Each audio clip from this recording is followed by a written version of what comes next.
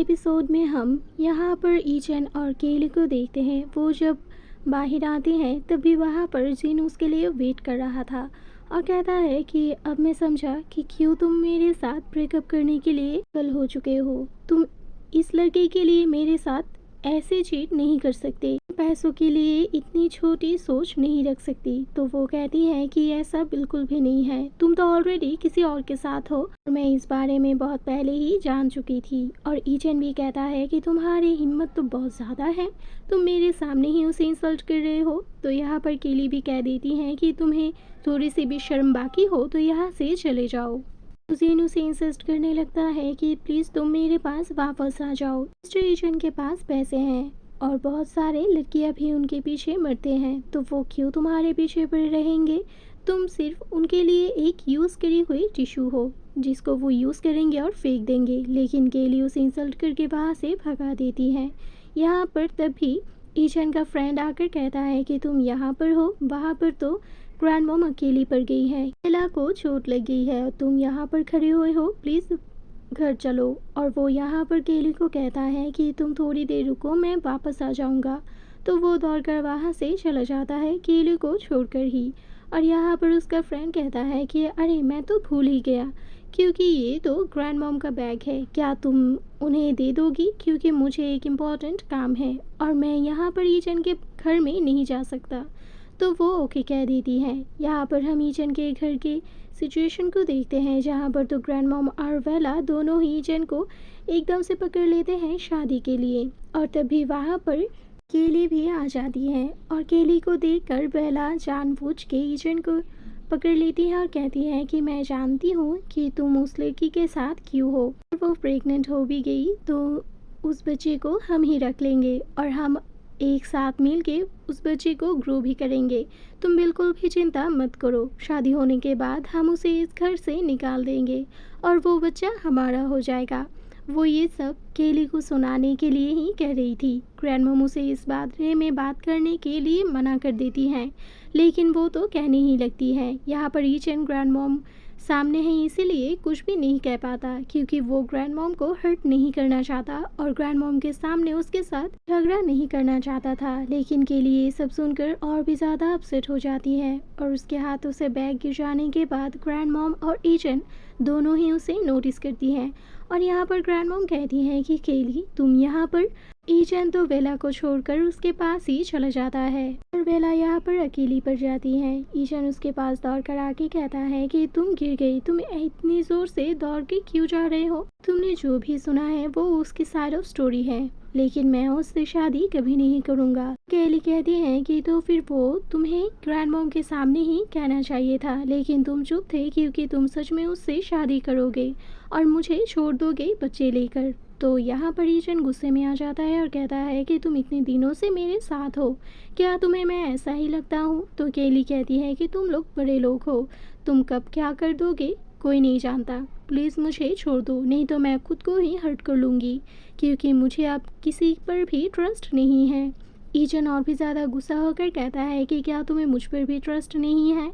तो वो मना कर देती है। तो ये सुनकर ईचन भी हर्ट हो जाता है और कहता है कि फिर ठीक है, तुम जा सकते हो। तो वो भी कहती हैं कि प्लीज़ तुम्हारी शक्ल मुझे दोबारा मत दिखाना। वो अपसेट होकर अपने अपार्टमेंट पर आ जाती है और सोचने लगती है कि वो कैसे एक जॉब मैनेज करेगी, क्योंकि उसे पैसों की बहुत ज़्यादा ज़रूरत थी। ग्रैंड मॉम की ट्रीटमेंट भी फुलफिल नहीं हुआ है और वो अब ईचन से कोई भी पैसे नहीं लेना चाहती थी। और तभी वहाँ पर जिन आ जाता है। पहले उसे मना करके कहती हैं कि क्या तुम यहाँ से जा सकते हो, क्योंकि मैं अब इस सिचुएशन पर नहीं हूँ कि मैं तुम्हारे साथ हमारे ब्रेकअप को लेकर डिस्कस करूँ। तो यहाँ पर जिन कहता है कि हम बॉयफ्रेंड गर्लफ्रेंड होने से पहले भी एक फ्रेंड थे और मैं जानता हूँ कि तुम्हें पैसों की कितनी ज़रूरत है, क्योंकि ग्रैंड मॉम की ट्रीटमेंट अभी भी बाकी है और मैं इतना तो जानती ही हूँ कि तुम इतनी सेल्फ रिस्पेक्ट वाली लड़की हो कि तुम ईशन से कभी भी पैसे नहीं लोगी, तो मैंने तुम्हारे लिए एक अपॉर्चुनिटी लेकर आया हूँ और मुझे एक प्रोजेक्ट मिला है जहाँ पर अगर तुम काम करोगे तो तुम्हें बहुत सारा पैसे मिलेंगे और इस बार मैंने श्योर होकर ही तुम्हें बोला है। तो केली मान जाती है और वो उसे हक करके कहता है कि तुम बिल्कुल भी चिंता मत करो, अब तुम मुझे एक फ्रेंड की तरह भी देख सकते हो। तो वो मान जाती है और उसके साथ एक बार में आ जाती है और सोचती है कि यहाँ पर कौन से काम है।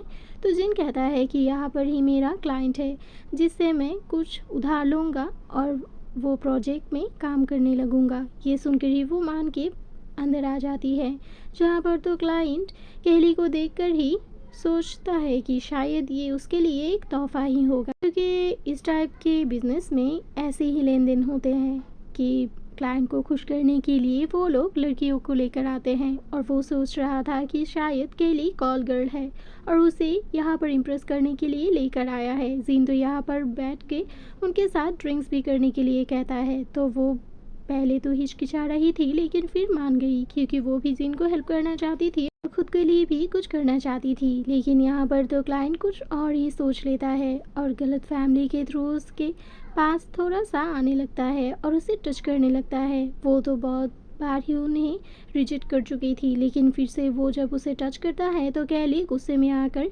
वहाँ से भाग आती है और कहती है कि मुझे यहाँ पर नहीं रहना, क्योंकि मुझे गलत लग रही है। मैं यहाँ पर प्रोजेक्ट के लिए आई हुई हूँ, लेकिन आप तो मुझे गलत तरीके से टच कर रहे हो। ये बोलकर ही वो बाहर आ जाती हैं। तो जीन उसके पास आके कहता है कि क्या तुम्हारे दिमाग आने पे है, तुम उन्हें अपसेट नहीं कर सकते, क्योंकि वो हमें लोन देंगे, नहीं तो हम प्रोजेक्ट कैसे कर पाएंगे कंप्लीट।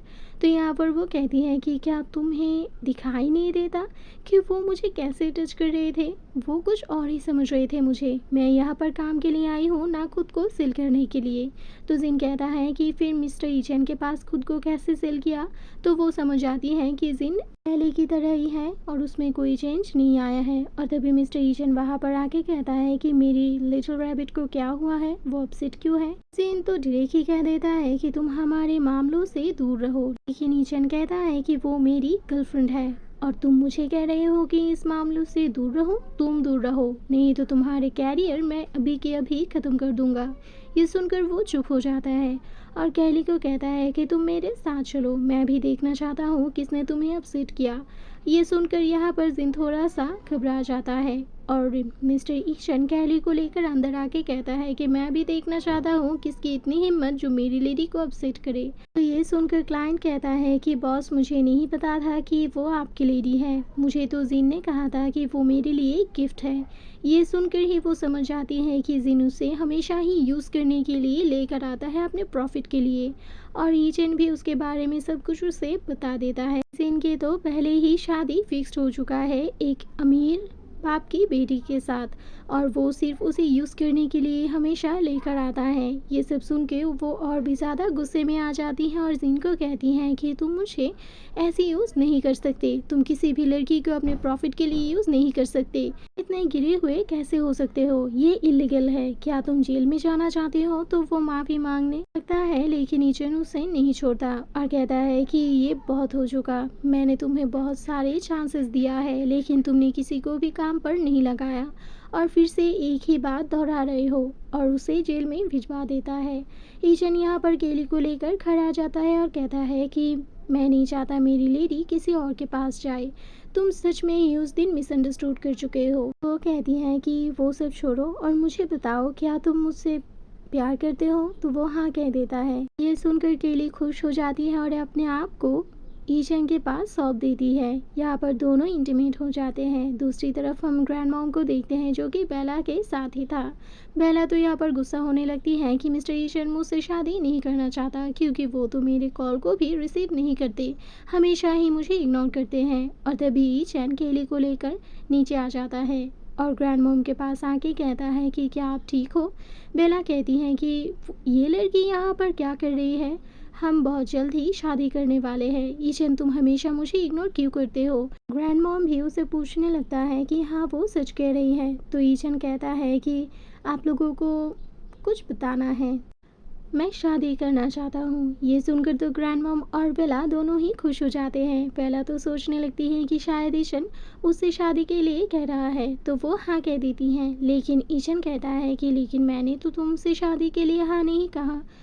और वो दौड़कर केली के पास आता है और कहता है कि मेरे लिटिल रैबिट को क्या हुआ है। ये बोलकर ही वो उसे खींचकर ग्रैंड मॉम के पास लेकर आता है और कहता है कि मैं केली से ही शादी करना चाहता हूँ। ये सुनकर तो बेला भड़क जाती है और कहती है कि क्या, तो फिर इतने दिनों से तुम मुझे ऐसे प्रॉमिसेस क्यों दे रहे हो कि तुम मेरे हमेशा ही ख्याल रखोगे और मुझसे शादी करोगे।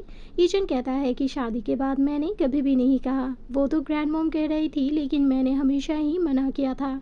और उसे कहता है कि मैं नहीं चाहता मेरे मैरिड लाइफ को कोई प्रॉब्लम हो, क्या तुम केली को भाभी नहीं बुलाओगे। तो वो मान जाती है क्योंकि वो जानती है ईचन कितने पावरफुल है और कितने गुस्सेल है।